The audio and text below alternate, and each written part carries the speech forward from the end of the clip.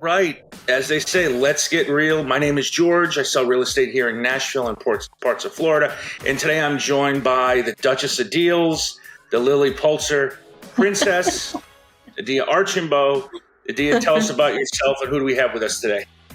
Yeah, so I'm here in South Florida, and I also help the snowbirds from Rhode Island come down and purchase second homes. And today we have Evan McDonough with Family Mortgage. I love this mortgage team. They're awesome.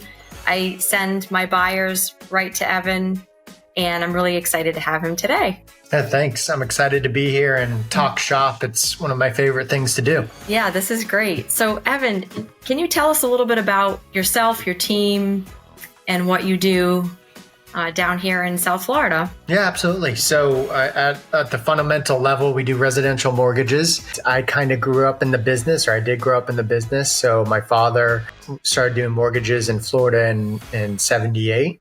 And before that, he was doing some mortgages up north. And then even before that, my grandmother was doing mortgages for my grandfather's housing project for Navy men in Georgia, in southern Georgia. So I'm a third generation lender. Not too many people can say that. And I was the crazy kid that walked around when I was little and like, hey, I want to be a lender when I grew up. 12 years old, rates instead of lemonade. That's it. Going around to new construction projects. And that's what I did with my dad on the weekends. Once I got my head on straight, when I was in college, I joined my father. Little did I know this was a sales job. I thought just business showed up and he gave some money out. So the rude awakening was, and what we're going to talk a lot about today is we had to be sales guys and prospect. Early on, I was still in college and I grew up kind of learning the business inside out, meaning processing, underwriting. First was marketing, then processing, underwriting, funding, closing, back end stuff. So I kind of learned everything. Went through the downturn of '08, saw that business can get really rough. And we got through that into 2010. And that's where things kind of turned around for the mortgage business because Fannie Mae and Freddie Mac came out with a refinance program. So we could refinance anyone with upside down mortgages because rates went down. During that time, we started prospecting to agents that were still a little behind the game because they were still dealing with short sales and foreclosures, all that stuff. So we learned a lot and we started to grow our relationship business.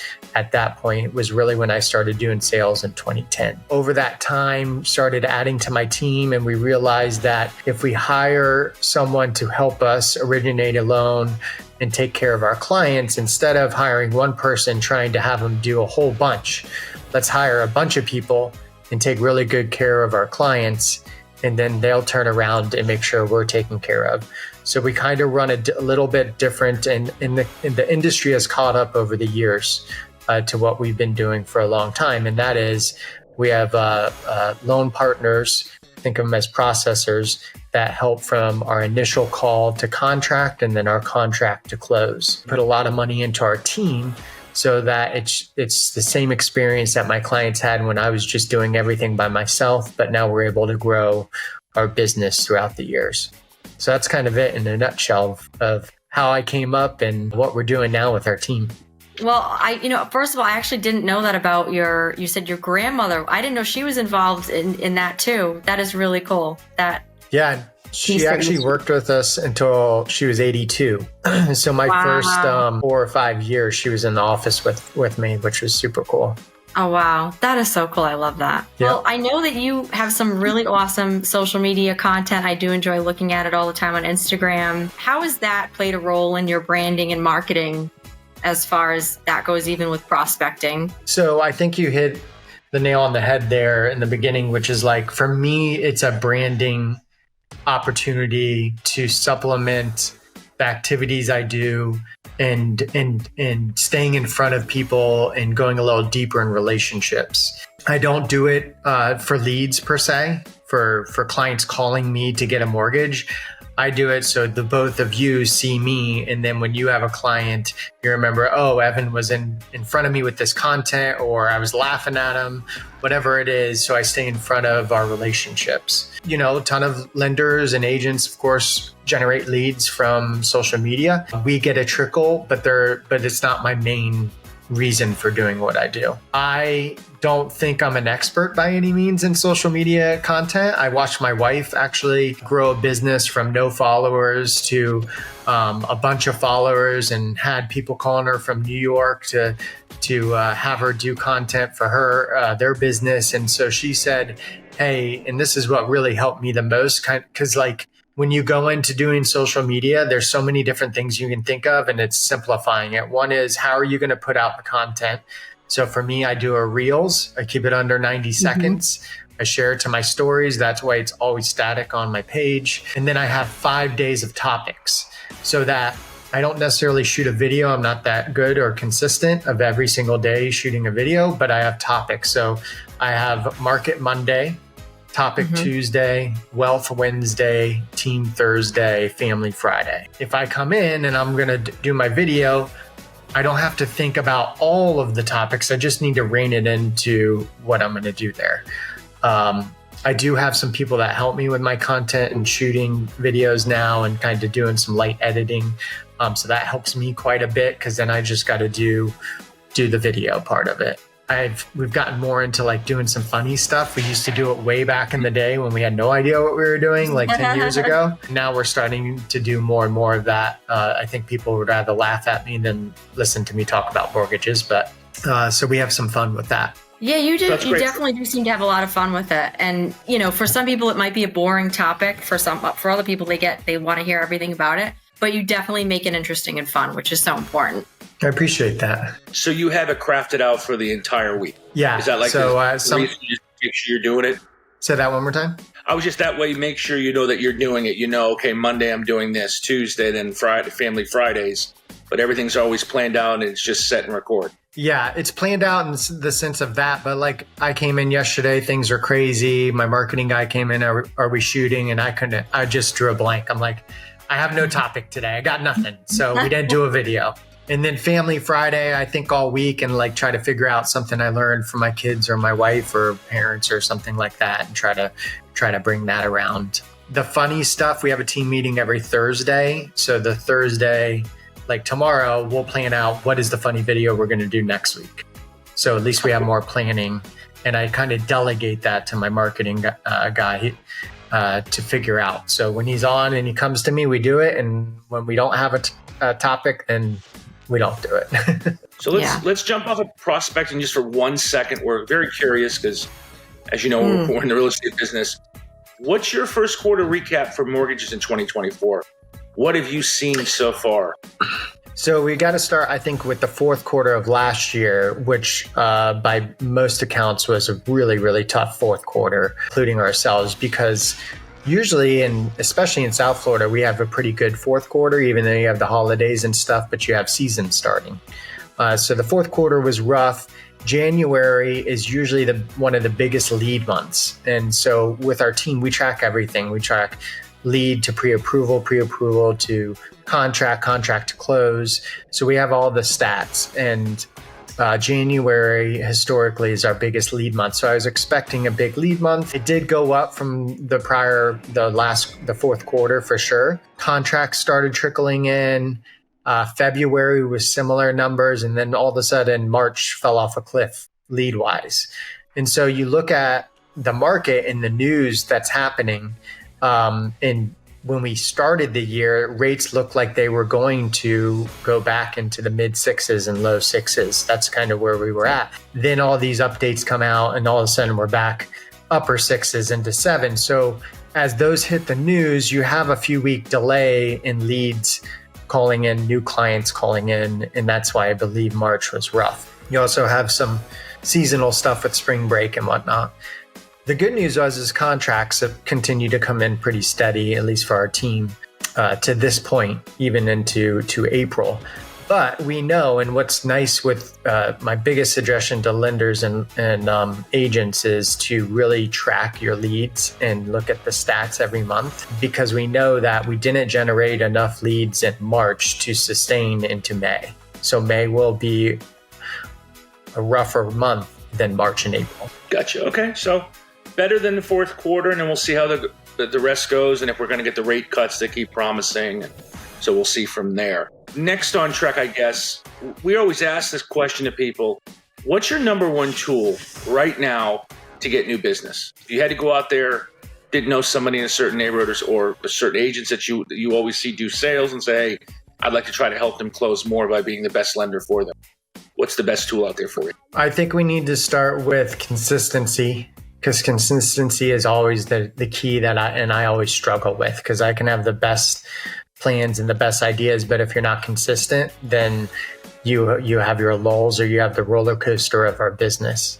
The next thing is I'm kind of old school. That's why social media, I'm not going after necessarily leads. I'm supplementing it for relationships. Is I think that talking to people, relationships, having break breads with them, socializing with them is just old school marketing and prospecting, right? Then it becomes a matter of, well, how do you rein that in? And again, for agents and lenders, the number one thing I think is having theme days for your week. It gives you a plan, and you can base and know how you did each week if you achieved your plan and your goals. So having a number of calls that you need to make in a week, having a number of face-to-face meetings you want to have in a week. It sounds simple, but after coaching loan officers, being in coaching for a very long time, it's rough, to get in there week in, week out and do this. So the next thing is with your themes, like for lenders, we call on our agents. So agents are our number one source of business. We then call on our pipeline, because an agent was more likely to refer me if they have an experience and get to see what our team does. Wednesdays, we call on all of our unconverted leads and pre-approvals. Really, that's a daily thing for me. We're super dialed in on leads and pre-approvals. But Wednesday is like our catch-all, I didn't talk to this pre-approval from January. Now I'm going to make sure I do it on Wednesday. Past clients on Thursday seems like easy calls, one of the toughest ones to get done every week. And then Friday are VIPs. So that's anyone non-past client, non-agent related, attorneys, CPAs, could be your barber, your lawn guy, like any business related relationships. And for agents, that's the number one, also known as your sphere. I talk to a lot of agents. Yeah, of course I have a sphere, but what is your dialed in plan that you make sure you talk to them once a month and that you're getting out on a date with them quarterly? That's what I have done consistently, is my relationship building and staying in touch with people. I have a harder time going after new relationships, right? No one likes to cold call or have someone say no, but I've done a good job of leveraging those 5 items that I just mentioned into my prospecting activities. Yeah, I love that. So it sounds like consistency really is that. If there's a tool, that was the tool, because without it, none of the stuff you talked about would you be able to get done. That's incredible. I love that. Yeah. Yeah, that must have been hard too when the rates when we went from so low now to high, which at one point I think people forget rates were 10 and 12%. So we're, but compared to the 2.9, now it must have scared a lot of people off. That's definitely was probably really important for your team to do that. How else did you get around that? Like what were some big barriers to get over, and how did your team handle that? Which part? The rate part? Oh, the rate, yeah. Whenever everyone started freaking out with the rates going higher. I think that you have to have a few things that you keep in mind. So we're dealing with affordability, stability. Mm-hmm. So affordability is obviously someone that has 7% compared to 4% even has a different affordability. So what did the lending world come in with? Well, there's these things called buy downs that someone can buy down a rate in the first 2 or 3 years. But it's only a temporary relief, so someone can't qualify for that if they don't qualify at the full rate, but they can buy down and give themselves a couple years relief in hopes of lower rates. So that was the first thing.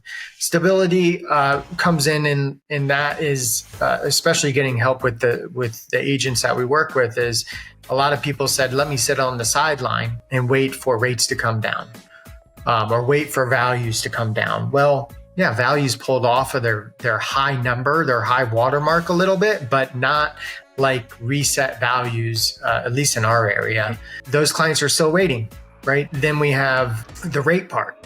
And so I believe that when rates hit the low sixes, even the low sixes, especially after this everyone thinking rates were going to be lower at this point, low sixes, high fives, we're going to have a buying frenzy, because I think George and I were talking about it earlier. A lot of people sat on the sidelines and they're just ready to rock and roll.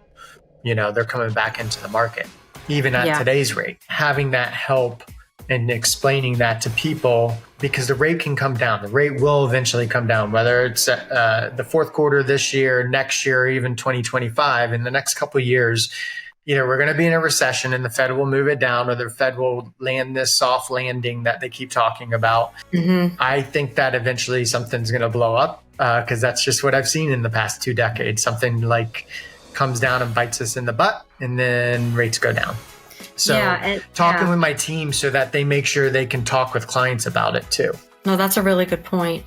And I got this from a real estate show, so I can't take credit for this, but I've been, I tell people, date the rate, marry the house, because the prices are they're only going to go up from here. If the rates go down, the prices are going to go up. So, of course they have to be able to afford it with the rate they're at, but especially in the market we're in down in South Florida, these prices are not going down.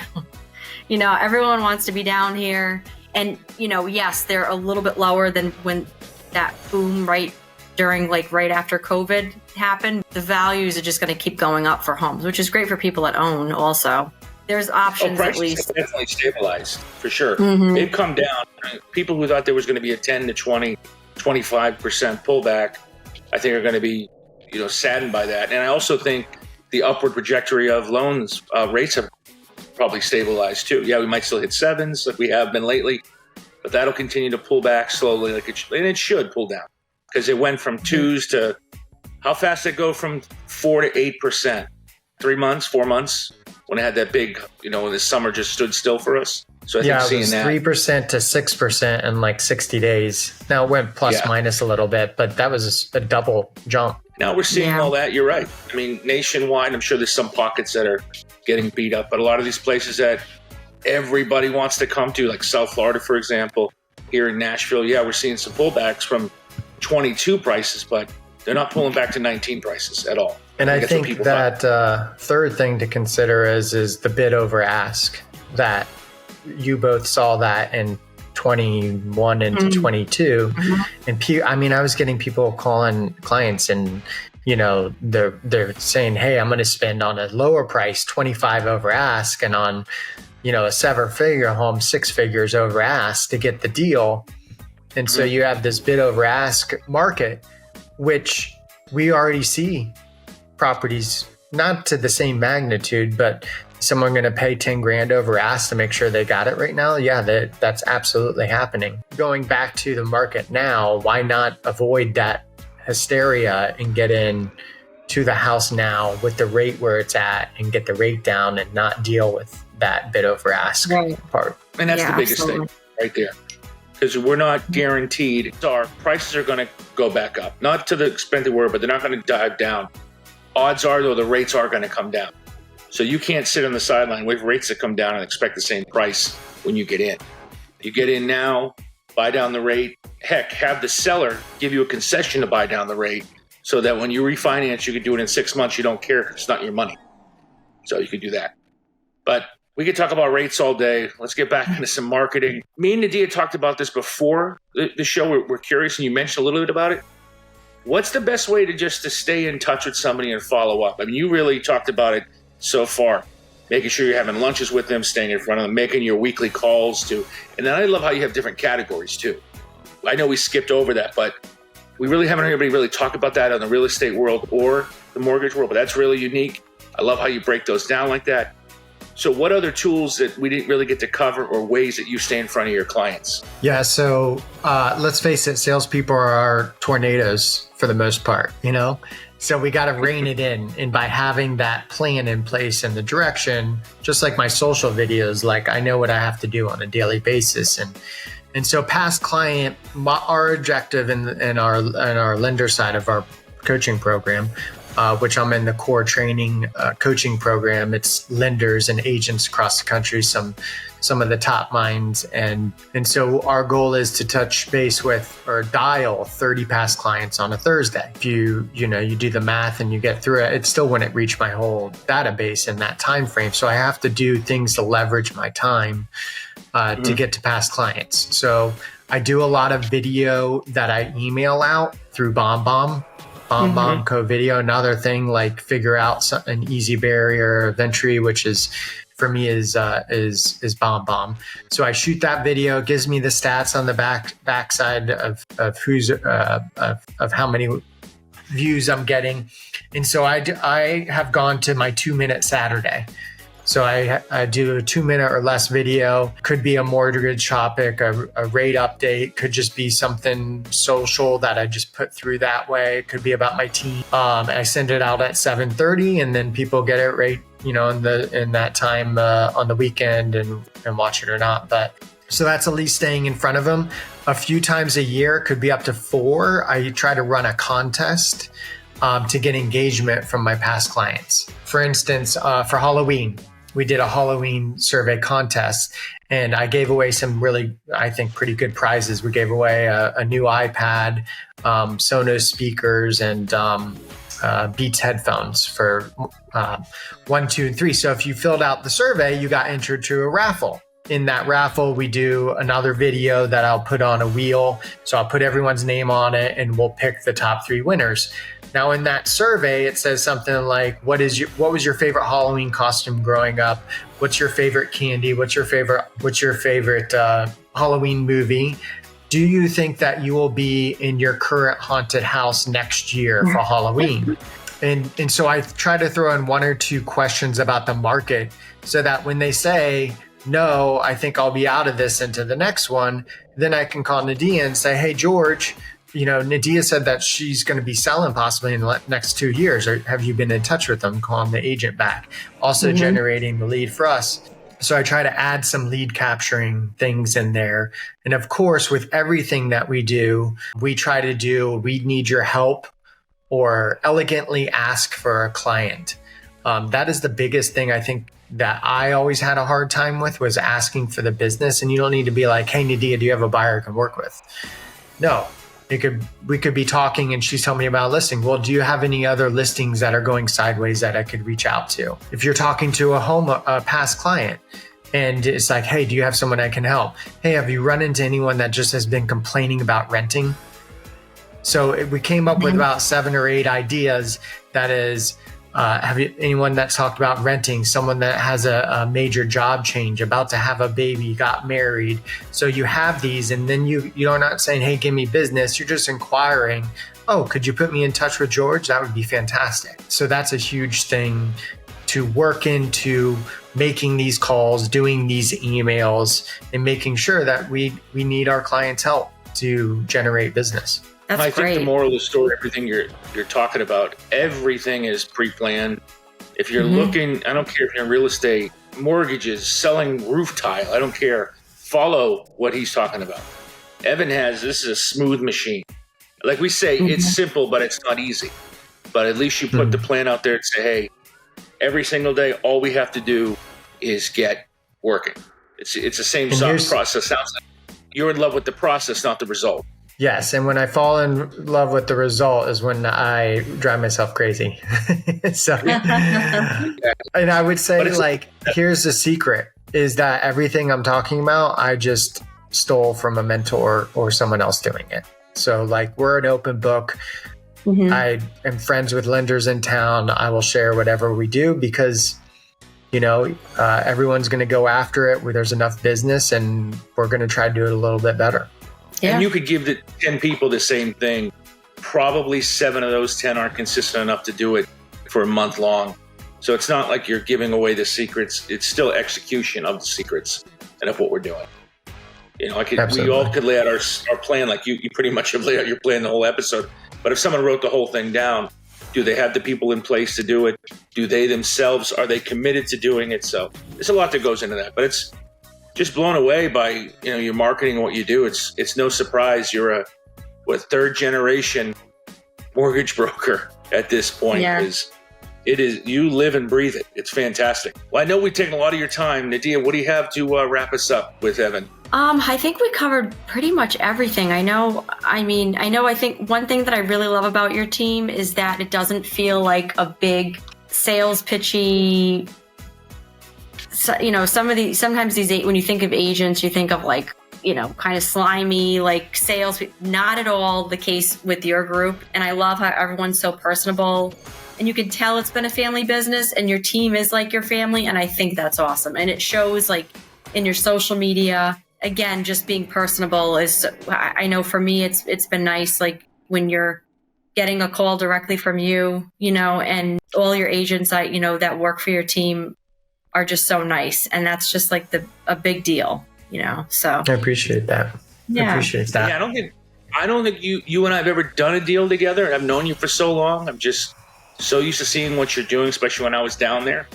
I always felt like I knew you just from that stuff, just from your outreach and how you conduct yourself. So I'm not surprised to see this continuously work for you. It's always only a matter of time until we work with someone. So that's my mindset. And that's it. Our business is driven by relationships, and we get stuff done, and having a good relationship with every agent, every client will only help get the next listing agreement done, get the contract done. So I think it's also, like you said, we focus on the process. Is like our ultimate goal is to help the client with one of the biggest purchases of their life. And we're honored and privileged to be part of that. So when we focus on that, then our values and vision follow. When we focus on money or the other things that go on in our business, that's when things start to fall apart. Right. Absolutely. Yeah. So as always, in a minute, you should see our information right here on everybody's. If you have any questions for Evan, maybe you have a loan question, or maybe you're an aspiring entrepreneur, or maybe you're kind of stuck, thinking maybe I need something fresh and new. I'm sure. Message him on IG or his email, or I think we'll have your email up. One of them you'll be able to get hold of Evan. So please do that. Evan, real quick before we close this down, do you guys only do lending in Florida, or do you have other licensed other states or partners anywhere?